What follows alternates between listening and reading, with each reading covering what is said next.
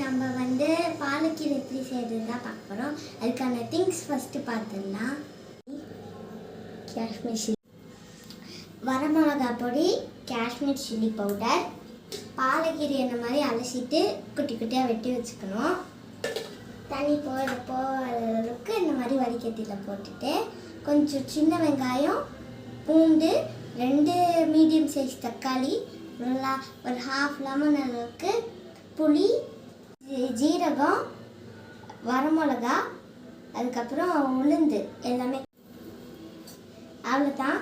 இப்போ வாங்க எப்படி செய்யறதுன்னு பார்க்கலாம். நம்ம எல்லாம் ரெடி பண்ணி வச்சுருக்க வெங்காயம், பூண்டு, புளி, தக்காளி எல்லாம் ஒரு பெரிய இந்த அளவுக்கு இருக்கிற ஜாரில் போட்டுக்கலாம்.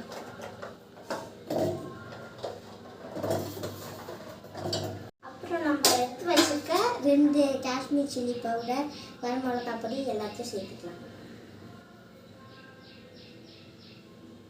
இப்போ அரைச்சி எடுத்துக்கலாம். இதை அரைச்சோன்னே எப்படி இருக்குன்னு பார்க்கலாம். இதெல்லாம் இருக்கணும். வாங்க எப்படி தாளிக்கிறதுன்னு பார்க்கலாம். தாளிக்கிறதுக்கு நல்லெண்ணெய் தான் ஊற்றணும். பியூரான செக்கில் ஆட்டின எண்ணெய் எங்ககிட்ட இருக்கும். உங்ககிட்ட எது இருந்துச்சோ நீங்கள் அது ஊற்றிக்கலாம். இப்போ நல்லா அதை வந்து மிக்ஸ் பண்ணலாம்.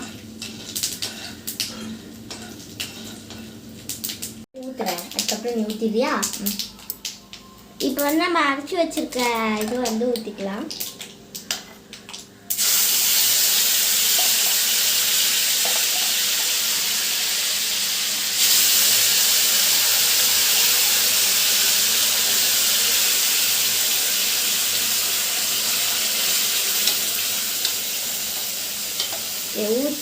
ஊற்றி தேவையான அளவு போடுங்க.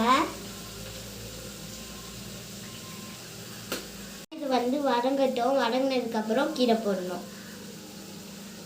இந்த பாரு, இப்போ பெருங்காயத்தூள் கொஞ்சம் உங்களுக்கு தேவையான அளவு போடணும்.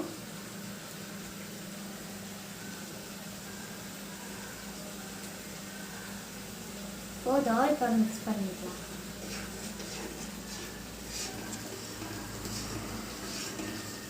இப்போ நல்லா சட்னி மாதிரி இந்த மாதிரி ஆயிடுச்சு. இப்போ நம்ம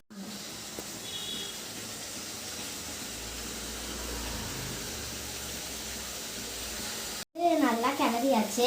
இப்போ கொஞ்ச நேரத்துக்கு தட்டு போட்டு மூடி வைக்கலாம். மூடி வச்சோன்னே எப்படி இருக்குன்னு பார்க்கலாம்.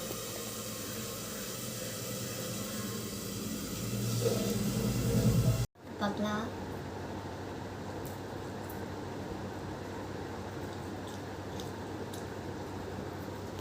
சூப்பராக இருக்குது. நீங்களும் பாலக்கீரை கிடச்சதுன்னா இந்த மாதிரி ட்ரை பண்ணுங்கள்.